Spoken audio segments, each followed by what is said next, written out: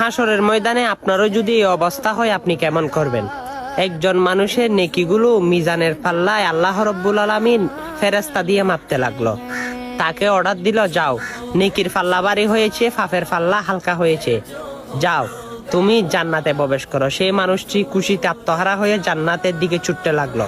তখন ফেরেশতারা আবার দেখে তার আমল নামায় দেখে আবারও নেকি কম হয়ে গেল, তার পাপের সংখ্যা বেড়ে গেল। তখন তাকে আবার ডাক দিল, আসো, তুমি এখানে আসো, তোমার জন্য জান্নাত বাদের করা হয় নাই, তোমার পাপের পাল্লা ভারী হয়ে গিয়েছে। তখন মানুষটি বলে, কিভাবে আমার পাপের পাল্লা ভারী হলো?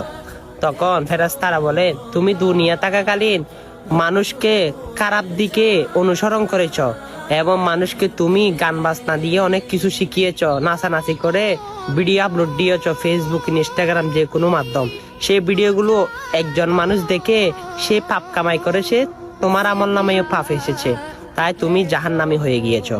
তখন দেখেন হাসরের ময়দানে এই অবস্থায় যদি পড়েন, আপনি কি করবেন, কেমন করবেন? তাই অতি শীঘ্রই দুনিয়া থাকাকালীন মানুষকে ভালো কিছু করার, আল্লাহ রসুলের পথে চলার অনুসরণ করবেন, আর ভিডিওটা শেয়ার করে সকলকে জানিয়ে দিবেন, ইনশাল্লাহ তারা যেন নেকি অর্জন করতে পারে। আমিন।